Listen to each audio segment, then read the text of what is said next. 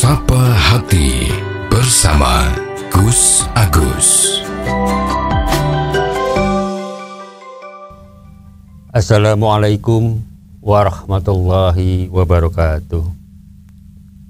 Alhamdulillah, bismillah, wala hawla wala quwata illa billah.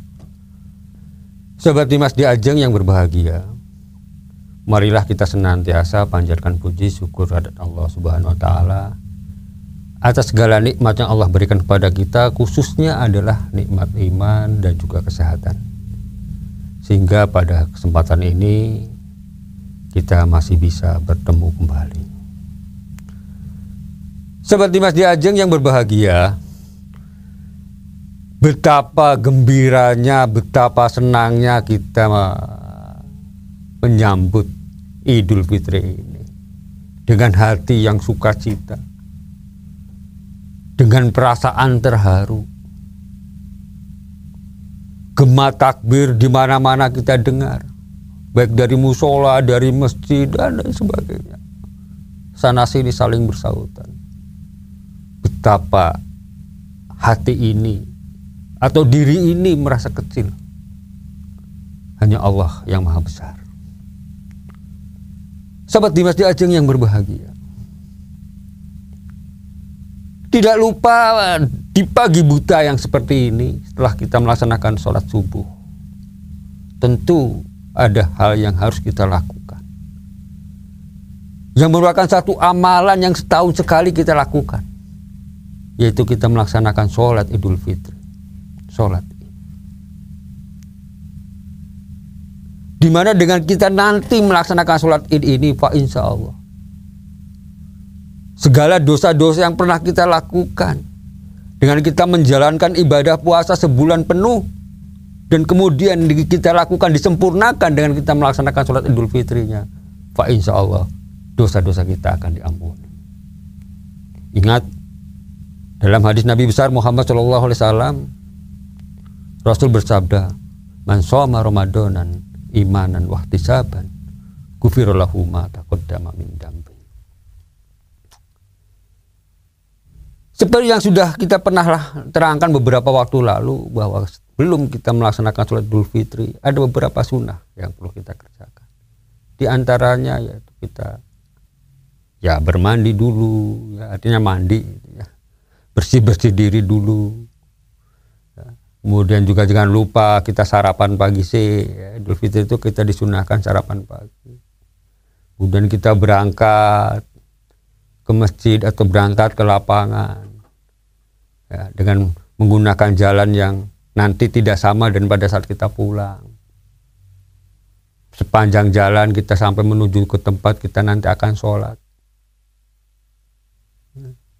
kita senantiasa melantunkan takbir, tahmid, tasbih, sampai nanti berada di lapangan atau di masjid yang sebagai tempat untuk kita melaksanakan sholat Idul Fitri. Tapi jangan lupa juga bahwa tidak hanya suami istri, termasuk monggo anak-anak ikut di bawah semuanya. Karena di sini di dalam melaksanakan sholat Idul Fitri itu sebetulnya ini memang agak berbeda, agak berbeda di dalam ketentuan dan seterusnya daripada kita melaksanakan sholat jamaah lainnya. Di samping memang sholat Idul Fitri ini adalah sholat yang hukumnya sunnah mu'akkad. Sunnah mu'akkad itu adalah sholat sunnah yang secara hukum itu sangat dianjurkan, artinya mendekati wajib. Dan di samping itu juga orang yang berangkat ke lapangan atau ke musola ini pun dianjurkan untuk tidak hanya sekedar orang-orang yang memang akan melaksanakan sholat Idul Fitri ini, termasuk anak-anak, termasuk juga mungkin perempuan-perempuan yang ada di rumah kita, apakah itu istri atau anak perempuan kita, yang walaupun sedang berhalangan untuk melakukan sholat, ini pun perlu diajak. Nah, ini bedanya di situ.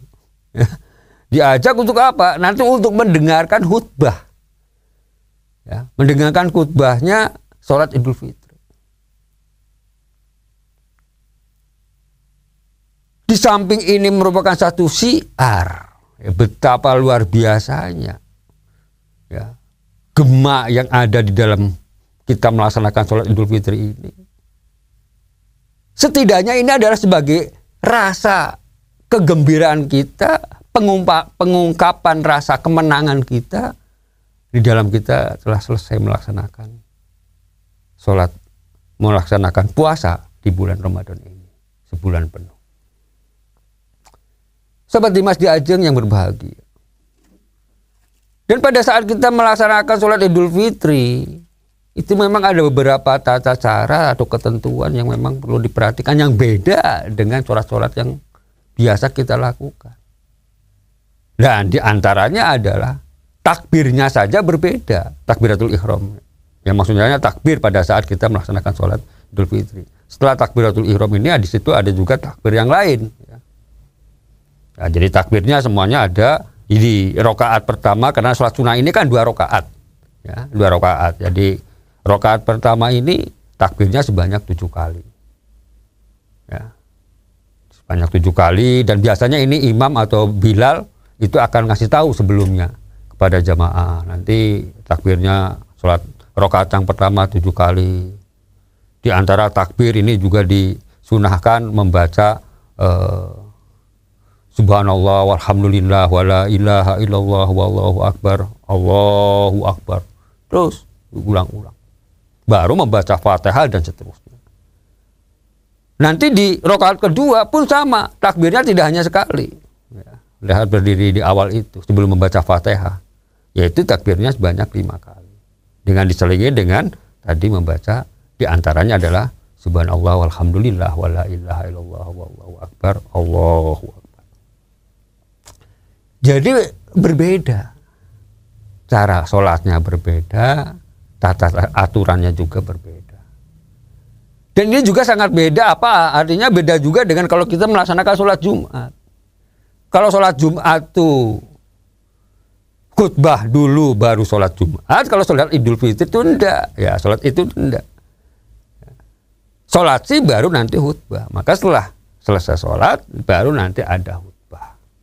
Nah, khutbah inilah nanti ya, tentu ya, para khotib atau imam sholat ini akan memberikan satu pituah-pituah atau tausiahnya itu ya mau idatul hasanah ini, yang mana tentu dengan ada sangkut pautnya dengan bagaimana kita melakukan perayaan daripada Idul Fitri ini, apa yang perlu dilakukan, ya, kemudian hal-hal yang lain yang memang ada kaitannya dengan Idul Fitri maupun apa yang telah kita laksanakan di bulan Ramadan ini. Sobat Dimas di Ajeng yang berbahagia, dengan kita melaksanakan sholat Idul Fitri ini, sebetulnya kalau kita telusuri lebih jauh itu adalah, tadi udah saya sampaikan, yang pertama adalah sebagai syiar. Ya. Gaungnya itu akan jauh lebih hebat, ya. Kita bisa merasakan sendiri. Itu betapa luar biasa. Ya. Tidak orang tua, tidak remaja, tidak anak-anak, semuanya gembira kan. Ya, apalagi kalau anak-anak itu kan pakai pakaian baru, baju baru dan seterusnya. Tapi sebetulnya tidak hanya itu. Ya, yang terpenting adalah bagaimana kita punya rasa syukurnya. Syukur atas kenikmatan yang telah diberikan pada kita. Ya, sebagai ungkapan syukur kita mampu menyelesaikan apa yang telah diwajibkan oleh Allah pada kita, yaitu kita melaksanakan puasa bulan Ramadan. Dengan tanpa adanya halangan apapun. Ya, kalaupun ada halangan yang bisa kita atasi, ya. Nah, kalaupun kita tidak bisa berpuasa, mungkin nanti bisa diqadha di tempat atau di hari yang berbeda. Tapi pada dasarnya adalah kita merasa gembira bahwa kita telah diberikan karunia, diberikan umur, diberikan kesehatan, ya, diberikan rezeki, sehingga bisa sampai di sholat Idul Fitri. Sobat Dimas di Ajeng yang berbahagia. Di samping itu juga, setelah kita melakukan sholat Idul Fitri pada hari yang ya kita setelah selesai sholatnya, selesai khutbahnya, kan biasanya Ya baik itu yang di lapangan maupun yang di masjid kan mesti antara satu dengan yang lain itu saling salam-salaman. Gitu kan, saling memaafkan. Terjalinlah silaturahim.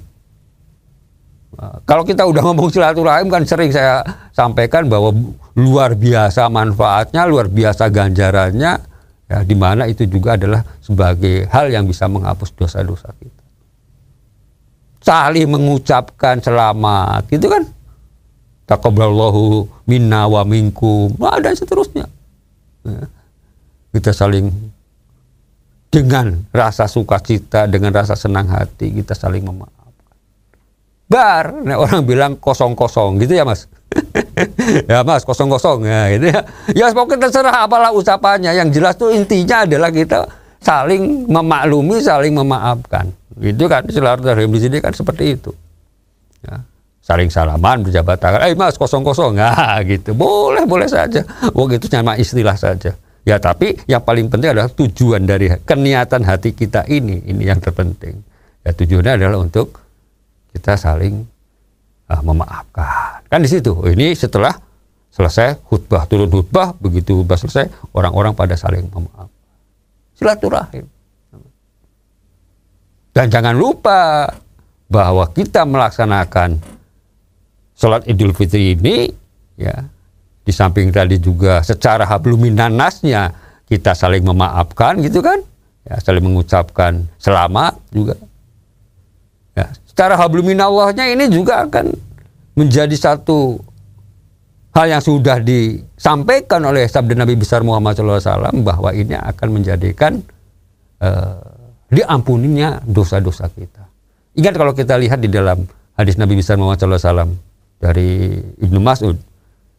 Ada Ibnu Mas'ud radhiyallahu anan Nabi sallallahu alaihi wasallam annahu qala idza shamu sahru ramadana wa kharaju ila idihim yaqulullahu ta'ala ya malaikati kullu amilin yatlubu ajrahu wa ibadi alladina shamu sahruhum wa kharaju ila idihim yatlubuna akhrujuhum asidu anni qad ghafartu lahum payunaddi munaddin ya umati Muhammad irji'u dan seterusnya. Ya, ini hadisnya banyak sekali, panjang.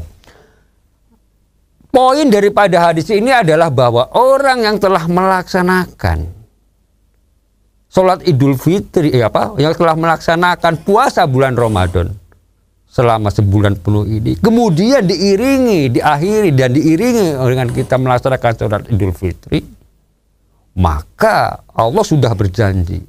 Saksikanlah, ashidu anni, kata Allah, qad ghafartu lahum, maka aku, kata Allah, telah mengampuni dosa-dosa kalian. Masya Allah. Jadi sangat disayangkan kalau kita sudah melakukan puasa kemudian tidak melaksanakan sholat Idul Fitri. Eman ya.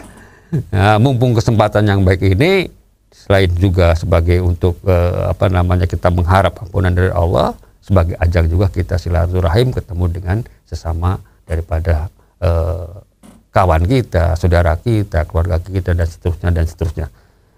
Demikian, semoga ada manfaatnya. Billahi taufiq wal hidayah. Wassalamualaikum warahmatullahi wabarakatuh.